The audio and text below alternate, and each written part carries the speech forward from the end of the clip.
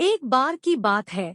एक राज्य में एक राजा और रानी राज करते थे। दोनों ही अपनी प्रजा का खूब ध्यान रखते और दोनों ही बहुत अच्छे थे। उनके जिंदगी में बस एक ही कमी थी कि उनकी कोई संतान नहीं थी। एक बार रानी ने मन इच्छा जताई कि उनकी एक बेटी हो जो सबसे सुंदर और प्यारी हो। कुछ सालों बाद रानी की यह इच्छा पूरी हुई और उन्होंने एक सुंदर सी बेटी को जन्म दिया जिसका नाम उन्होंने स्नो वाइट रखा। पूरे राज्य में खुशियां ही खुशियां थी, लेकिन यह खुशी ज्यादा दिनों तक नहीं रह सकी। कुछ दिनों बाद जब राजा और रानी जंगल में घूमने गए तो एक जादूगरनी ने मौका पाकर रानी को चिड़िया बना दिया और अपने पास पिंजरे में कैद कर लिया। रानी के अचानक गायब होने से राजा को लगा कि रानी की मौत हो गई। राजा बहुत दुखी हुए और उन्होंने स्नो वाइट की देखभाल और माँ के प्यार के लिए दोबारा शादी की, लेकिन जिससे उन्होंने शादी की वो वही जादूगरनी थी जिसने रानी को चिड़िया बनाकर कैद कर लिया था। उस जादूगरनी ने रूप बदलकर राजा के साथ शादी की थी। उसकी चिड़िया को देख स्नो वाइट बहुत खुश हुई और उसने वो चिड़िया उससे मांग ली, इस बात से अनजान कि वो चिड़िया उसकी माँ है।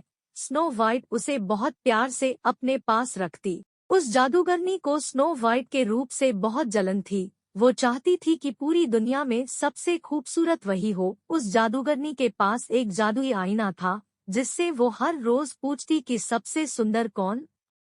हर बार आईने का जवाब आता, रानी आप तो सुंदर है ही, लेकिन स्नो वाइट आपसे भी ज्यादा सुंदर है। यह सुनकर उसे बहुत गुस्सा आता। एक दिन उसने फैसला कर लिया कि वो स्नो वाइट को मार डालेगी। इसके लिए उसने एक मंत्री को बुलाया और उससे कहा, जाओ जाकर स्नो वाइट को मार डालो। मंत्री डर गया और स्नो वाइट को जंगल में ले गया, लेकिन उसे मार न सका। उसने स्नो वाइट को सारी बात बताई और उसे भाग जाने को कहा। स्नो वाइट दुखी हो गई और वहां से भाग गई। मंत्री ने वापस आकर झूठ बोल दिया कि उसने स्नो वाइट को मार दिया है। जादूगरनी रानी बहुत खुश हुई। उधर स्नो वाइट जंगल में भटक ही रही थी कि उसकी नजर एक छोटी सी झोपड़ी पर गई। वो उस झोपड़ी में चली गई। वहां उसने देखा कि बहुत छोटी छोटी 7 प्लेट लगी है और उसमें कई तरह के भोजन है। स्नो वाइट को भूख भी लगी थी, तो उसने हर प्लेट में से थोड़ा थोड़ा भोजन कर लिया। फिर उसकी नजर वहां लगे 7 बेड पर पड़ी। स्नो वाइट को नींद भी बहुत आ रही थी, तो वो आराम करने का सोचकर एक बेड पर लेट गई। लेटे लेटे उसे नींद आ गई और वो सो गई। तभी थोड़ी देर बाद वहां 7 बौने आए। उन्हें अंदाजा लग गया था कि वहां कोई आया है। जैसे ही उनकी नजर स्नो वाइट पर पड़ी, उसकी खूबसूरती देख बौने उसे देखते ही रह गए। तभी स्नो वाइट की नींद खुली और उसने डरते हुए बौनों को सारी बात बताई। बौने उसकी बात सुनकर चौंक गए और उन्होंने कहा, स्नो वाइट अगर तुम हमारे लिए हमेशा अच्छा खाना बनाओगी और हमारे घर का ख्याल रखोगी तो तुम हमारे साथ रह सकती हो। स्नो वाइट ने उनकी बात मान ली और सब खुशी खुशी रहने लगे। एक दिन उस जादूगरनी रानी ने फिर से अपने जादुई आईने से पूछा कि सबसे सुंदर कौन। इस बार वो बहुत खुश थी कि स्नो वाइट के मरने के बाद आईना उसी का नाम लेगा, लेकिन अफसोस ऐसा कुछ नहीं हुआ। आईने ने फिर कहा, रानी आप हो सबसे सुंदर, लेकिन आपसे भी सुंदर है स्नो वाइट। रानी यह सुनकर हैरान रह गई और सारी बात समझ गई कि मंत्री ने उसे धोखा दिया है। फिर आईने ने उसे बताया कि स्नो वाइट बौनों की झोपड़ी में रहती है।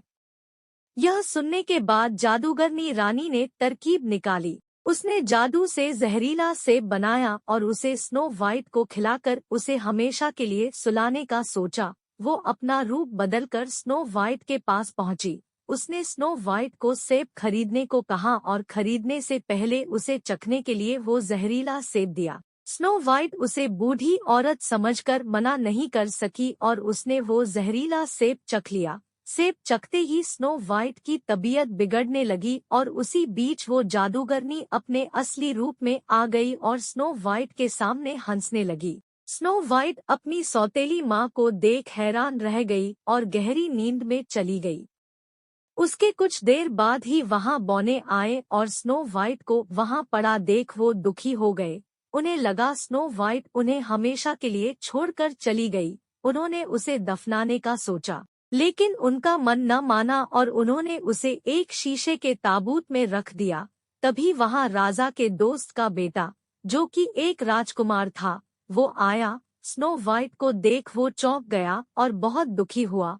उसने बौनों से स्नो वाइट के बारे में पूछा और दुखी होकर स्नो वाइट को ताबूत समेत अपने साथ ले जाने के बारे पूछा।